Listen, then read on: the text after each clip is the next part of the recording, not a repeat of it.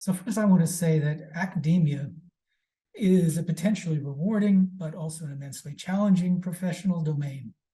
I don't think it is really for the faint-hearted, at least not anymore. It is highly competitive, as you probably already know, and outside of a few sort of premier institutions, also with their own powerful institutional constraints, generally academia is not a source of generous extrinsic rewards. By contrast, the intrinsic rewards can be immense. So some qualities, first I'll start with some general qualities that I think to thrive and prosper in academia. First, you've got to be curious. You got to wonder how the world works. Second, you should be intellectually omnivorous. Ideas come from everywhere. They're good theoretical ideas in lots of corners.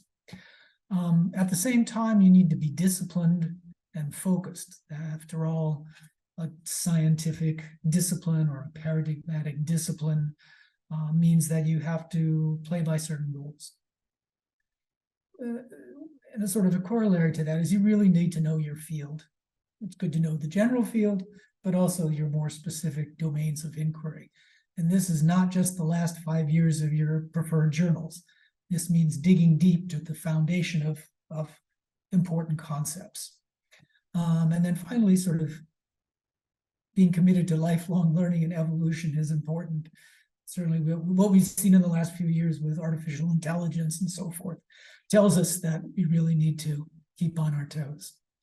And finally, on this point, I think on this point of general advice, I think you need to be honest with yourself about the kind of career that will be most satisfying to you. There are a lot of different options, different kinds of universities, different kinds of careers involving education and consulting and so forth. So there are a lot of options in higher education, but it's good to choose one that suits you